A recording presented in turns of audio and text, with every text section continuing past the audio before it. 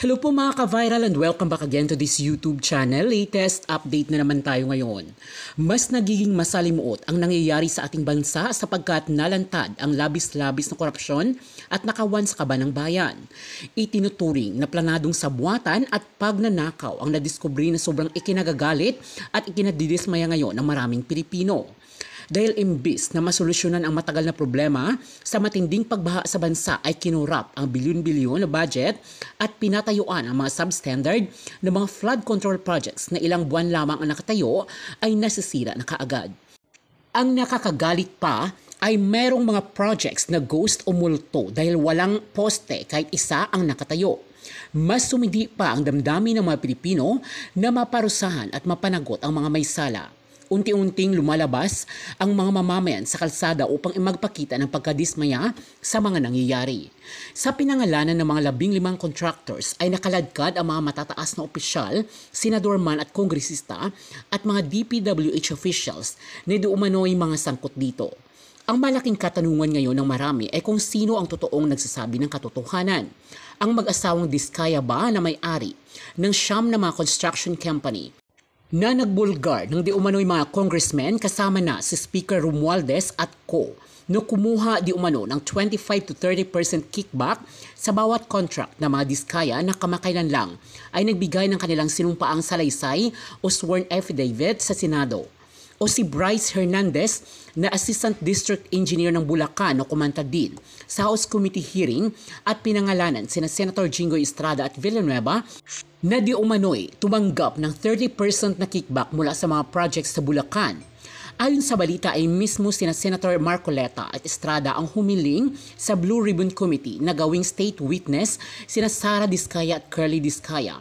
Subalit hindi pumayag muna si Soto na naninindigan na maaring hindi nagsasabi ng katotohanan ang mga Diskaya. Kinwestiyon kasi ng mga taga-kamara na kung bakit pawang mga kongresista lamang ang pinangalanan at walang senador na binanggit. Si former Assistant District Engineer naman si Bryce Hernandez at si Mendoza na naglabas na malarawan ng mga limpak-limpak na pera na diumano'y ibabahagi sa mga politiko bilang kickback. Ang text messages ni Alcantara at Villanueva at ang larawan ni District Engineer Alcantara at Senator Jinggoy Estrada. My questions are addressed to Mr. Diskaya. Mr. Chair, may I confirm if Mr. Diskaya is still attesting to the truthfulness of the contents of his affidavit dated September 6, 2025, which he presented in the Senate and where he identified lawmakers and DPWH officials allegedly involved in the anomaly in flood control projects. Mr. Diskaya, ito po ba'y pinatotohanan niyo pa? Yes po, Your Honor. Yung nakasulat po dito lahat. Your narration of facts in your affidavit involves billions of pesos. Mr. Diskaya, significantly under the law, if it is 50 million and below, the case is violation of Anti-Graft and Corrupt Practices Act. But if the case is more than 50 million, it constitutes violation of anti-plunder law.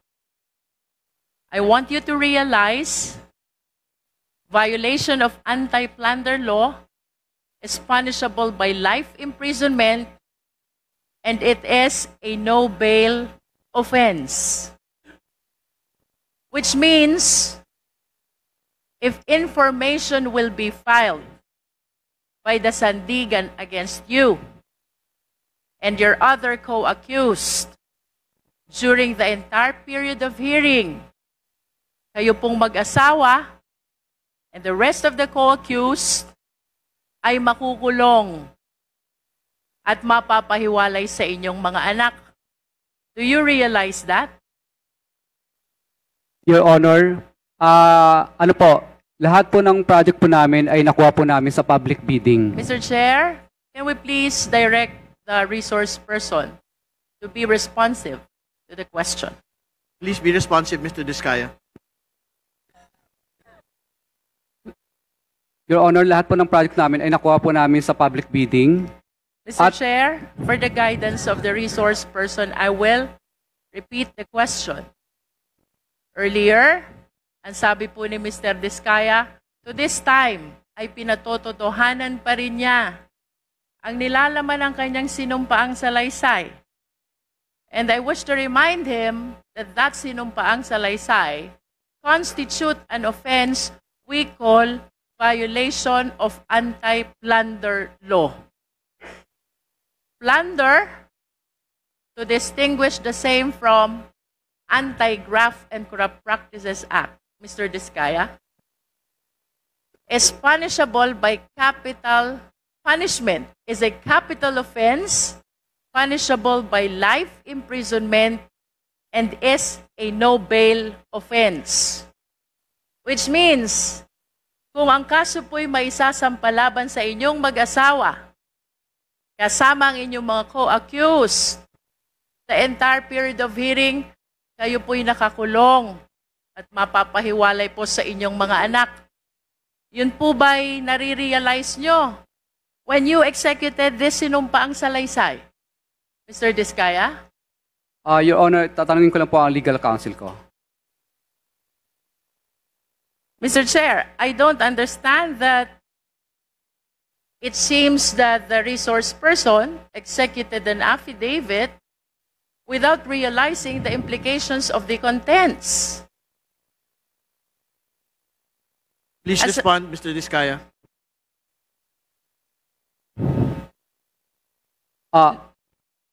To simplify the question, Mr. Diskaya, nauunawaan niyo po ba ang repercussion, ang epekto, ang implication, ang consequence ng salaysay na inyong isinagawa sa inyong buhay, pamilya? Yes, Your Honor. Do you understand as well that in this affidavit, Mr. Diskaya, kayo po'y umamin na? Do you understand that? You already made an admission about the commission of the case of plunder with your affidavit. No, Your Honor. But you were the one narrating. Kasi, Your Honor, ano po ito? Pinilit lang po kami, Your Honor. Pinilit lang po. That is for you to prove. But in as far as this committee is concerned, including the members, when we go over your sinumpaang salaysay, to me it appears you are admitting already to the case of plunder.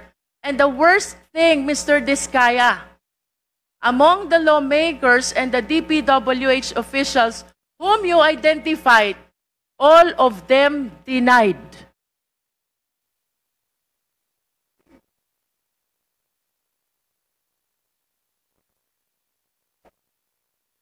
Do you understand the implication of this? I asked the lawyer. Attorney. Yes, please.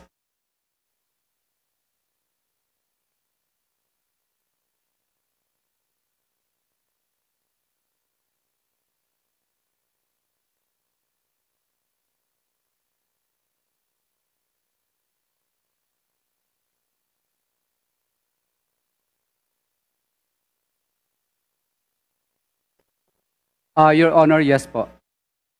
You understand. Okay. So, Sorry, before proceeding, Congresswoman Luistro, ano yung context na sinabi niyong pinilit lang po kayo? Nandito po sa aking salaysay na ayaw po naming magbigay. Okay, alright. Naintindihan ko na. Kaya lang po. Hindi ko kayo pinilit isulat itong affidavit. Hindi po. Okay, alright. Thank you. okay, so, naiintindihan mo ang implication consequences ng affidavit mo. Hindi ka ba natatakot makulong?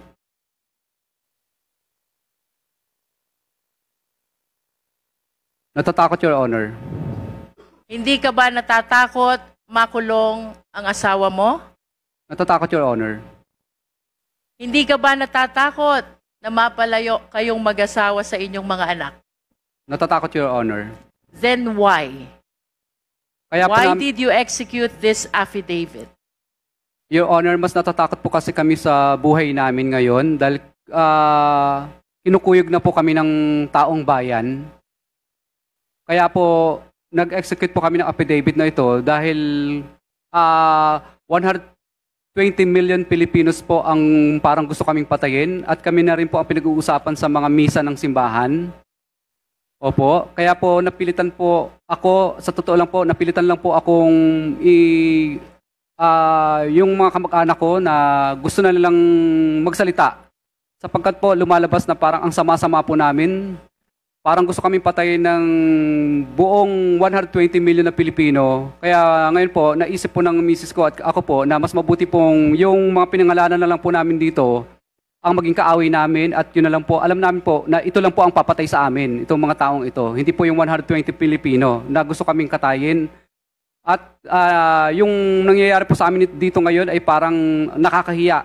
Para kaming magnanakaw, samantalang hindi naman po kami nagnakaw. Napilitan lang po kaming gawin ang bagay na ito sapagkat mutual terminate nila ang mga project namin. Hindi kami pinasisingil. Road ride of way ang nangyayari po. Kaya po, kami po ay isinigaw na lang po namin ito kasi namili po kami, mag-asawa. Bulak, 1 kilong bulak o 1 kilong ginto. Ang pinili po namin, 1 kilong ginto. Dahil una, pareho lang naman siyang mabigat. Yung bulak at saka ginto, pareho siyang mabigat. Pero pinili po namin yung ginto. Kahit po kami mamatay bukas o papatayin po kami ng mga politikong iilang piraso na ito, alam po namin na may dangal po kaming mamamatay. Kaysa naman patayin po kami ng buong Pilipino sa Pilipinas. Na kahit saan po kami magpunta sa dulo ng Mindanao, Luzon at Visayas ay parang kaaway po namin lahat ng mga Pilipino. Samantala ngayon po, natatakot po kami sa buhay namin. Alam namin kung sino lang ang kaaway namin. Yung mga pinangalanan po namin dito, ito na lang po ang alam namin kaaway. Hindi po 120 million Pilipino po ang kaaway namin. Kaya sana po, pagbigyan niyo po sana kami kasi yung iba pong mga gusto pa pong mag-witness ng mga contractor, kung ako po ay inyong parurusahan po sa ginawa kong ito at ako po ay papagalitan po ninyo, wala na pong iba pang sisigaw ng mga contractor sa buong Pilipinas. Dahil una matatakot na sila kung ano po ang mangyayari sa akin.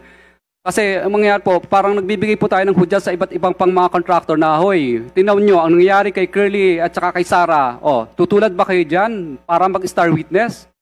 Hindi na sila sisigaw, parang nagbibigay po tayo ng anyaya sa lahat ng mga tao na ang maging star witness. Chair, if I may interrupt our resource person, I wish to believe that you are not yet a witness, much less a state witness. And that reminds me as well of paragraph 33 of your affidavit. Who gave you the idea about state witness? Bali, ito po ay sinubukan po namin sapagkat kami po ang Please respond to the question, Mr. Diskaya. Tinanong ko rin po sa mga lawyers din po namin. What do you understand about becoming a state witness? Who decides for you to become a state witness? Presidente po at saka yung Senate po. I don't DOJ, think so, DOJ Mr. po. Diskaya. Becoming may a state interject? witness is a decision that comes from the court and not from you. And there are requirements that we have to consider. If I may share this to the public, under the rules of court, to become a state witness, number one, the testimony must be, there must be an absolute necessity for the testimony. Number two, it can be corroborated. Number three, no other direct evidence. Number four, no previous conviction. And number five, the accused must appear as not the most guilty. Do you think with these requirements, the court will approve your application to become a state witness? Yes po, Your Honor. do you appear as not most guilty? Yes po, Your Honor. But you have to realize nonetheless, Mr. Diskaya, it is not you who decide. It is the court who decides whether you will be admitted or not as a state witness. And if you are not admitted as state witness, definitely then you will be one of the co-accused. And with your admission that you made already in the Senate and before this committee, I think the offense of plunder is already established. That is why I wish to go back to the question. What made you decide to execute this affidavit, considering the very complicated consequences of your admission? Your Honor, I asked my counsel muna. Yes, please.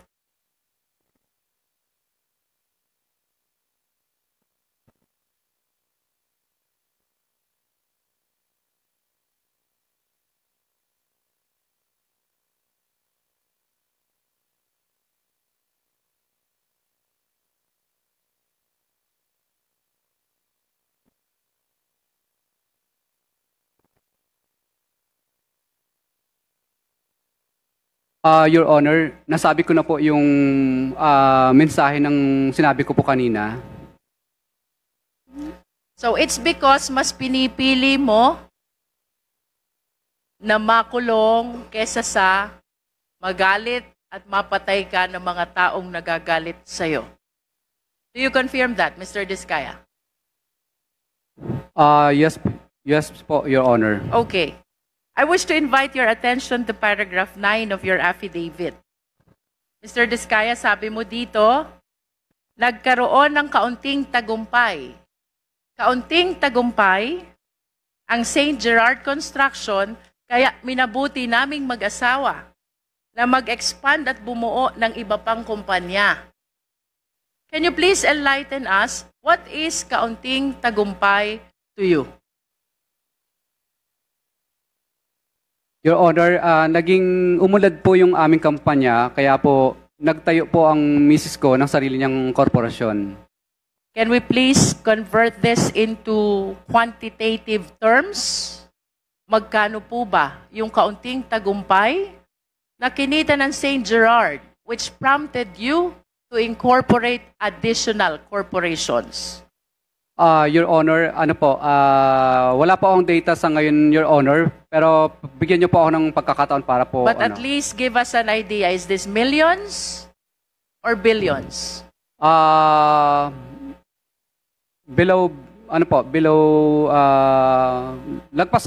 lagpas 100 millions naman po. Lampas ng 100 million. Pero hindi lampas ng 1 billion.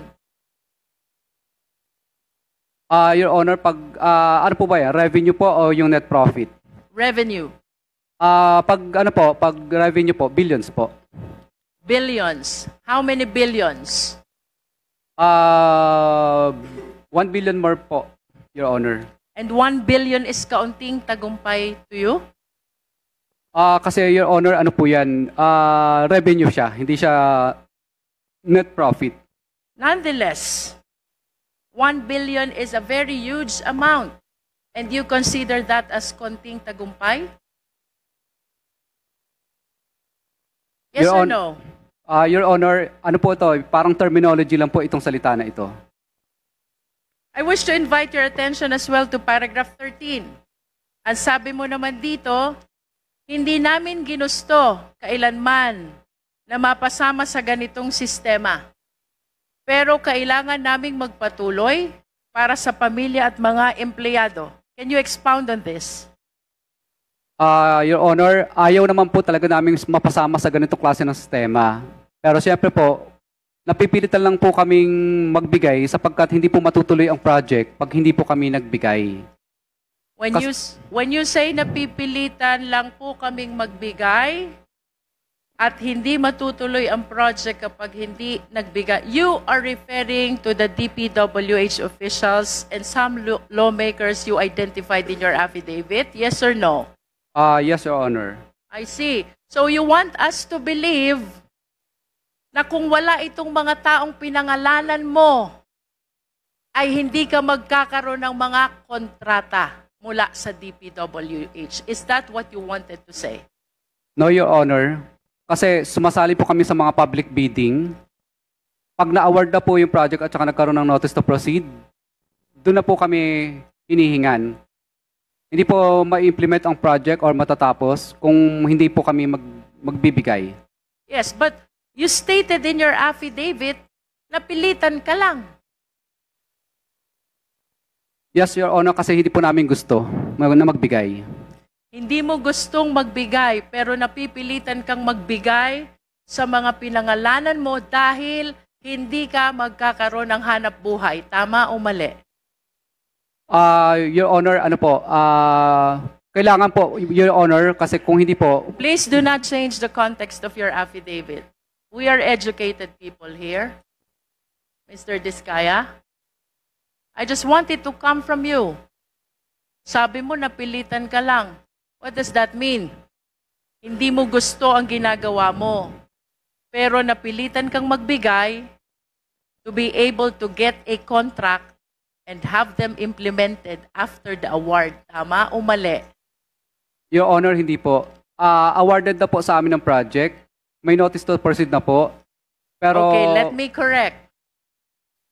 Awarded ng project, napilitan kang magbigay, pero dahil kung hindi ka magbibigay, ika-cancel ang project. yes, Your Honor, or right of way problem o di kaya mutual termination po ang mangyayari. So, it means mawawala yung hanap buhay mo kung hindi ka magsasubmit dun sa system na sinasabi mo. Tama o mali? Hindi po matatapos ang project. Hindi po maumpisahan. Makakancel po. So, that's precisely the point. Yun yung gusto mong sabihin sa affidavit mo. Napilitan ka lang mag-submit dun sa kanila, mga taong pinangalanan mo, dahil hindi ka makakaumpisa o makakatapos ng project. Did I say it right? Yes, yes, Your Honor. All right. So would you agree with me if I would say that per your experience, kung walang DPWH officials at kung walang mga lawmakers na binanggit mo sa affidavit, walang hanap buhay etong mga construction company mo? Mas, ano po, maganda po ang buhay. Ibig sabihin po, mas makakapaghanap buhay po kami. Pag I wala see. pong ganun. Opo. Kasi public bidding po ang mangyayari lagi. No. Please listen to the question. Ang sabi mo sa affidavit mo, napipilitan ka lang. Hindi mo gusto ang ginagawa mo. Pero kaya ka nagbibigay ay dahil hindi mo mai-implement ang project mo dahil ika-cancel nila. That is suffice to say that kung wala sila, wala kayong hanap buhay. Tama? No, Your Honor. What else would you like to mean by this statement? Your Honor, ibig ko pong sabihin dito, kung wala pong pumipigil na ma-implement namin ng tama ang project at hindi po makakancel o walang right of way project, malaya po kaming makakapag-implement ng proyekto po. Okay, but nonetheless, the reason why you are saying nagbibigay ka sa kanila ay para makatapos ka ng project mo. Tama ba yon? Dahil hindi po kami makakasingil at ipapamutual terminate po ang project kapag hindi Precisely. po kami sumunod sa kagustuhan nila. Pag hindi ka nakasingil, walang hanap buhay ang kumpanya nyo. Tama ba yon? Tama po. Okay. So, ibig sabihin, in as far as the period of time referred to in your affidavit is concerned, ang hanap buhay mo, ayon sa'yo, ay dahil pinapayagan ka, pinapatapos ka, at naiipa-implement sa'yo ang mga project mo sa pamamagitan ng mga taong pinangalanan mo. Correct? Your Honor, paulit nga po ulit ang tanong mo.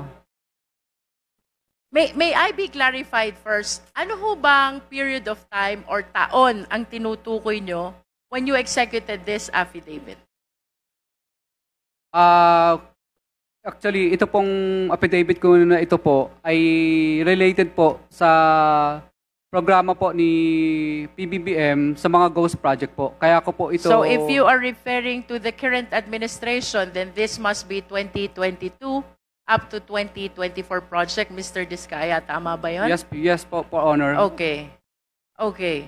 So kaya mo natapos ang project is because nakipagkasundo ka sa mga taong pinangalanan mo sa affidavit mo. Hindi po ako nakipagkasundo, Your Honor. Napilitan lang po kami, Your Honor. Hindi po kami nakipagkasundo kasi ayaw po naming magbayad.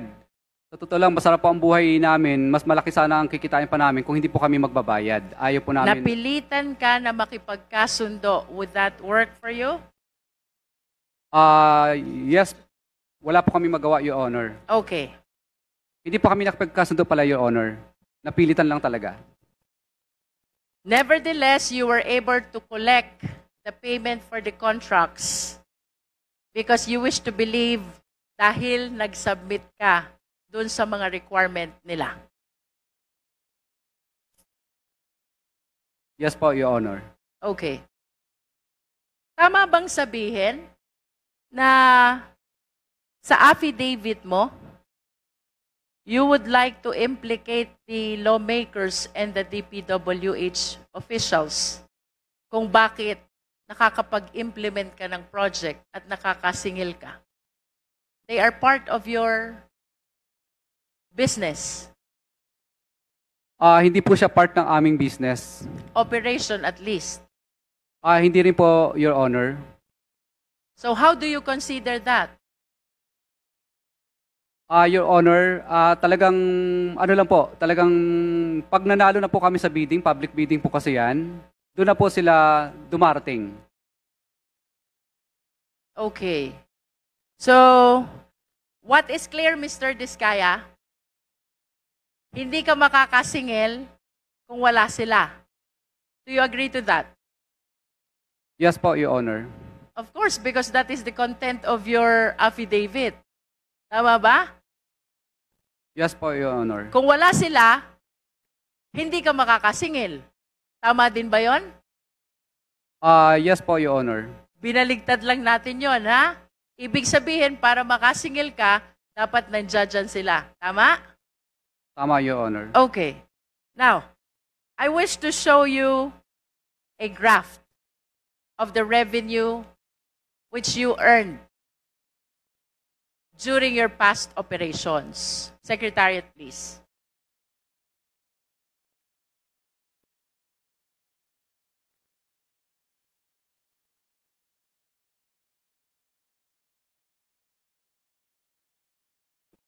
There. Sabi mo, yung affidavit mo pertains to the current administration. So that is the second half of 2022 until 2023, at least for those that are shown in the graph. But if you will notice, Mr. Diskaya, yung revenue mo nag-spike 2017, 2018, 2019, 2020, 2021, and even the first half of 2022.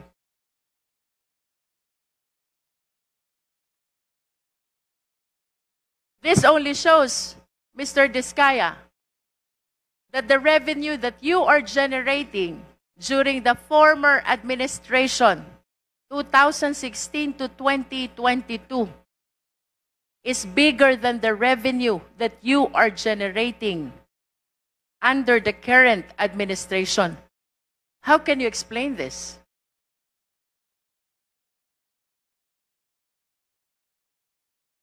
Your Honor, wala naman pong nanghihingi sa amin, kaya mapapansin niyo po, ang nakalista lang po dito ay during ano lang po, during, ito lang po, sa 2022 lang po, dahil ang naging topic lang naman po dito is about sa unprogrammed flood control projects po. Kaya related lang po ito sa mga unprogrammed na po, na related projects lang po. Can you repeat your answer, Mr. Diskaya? During the previous administration? Your Honor, wala naman pong ganyan po nung past 3 administration po.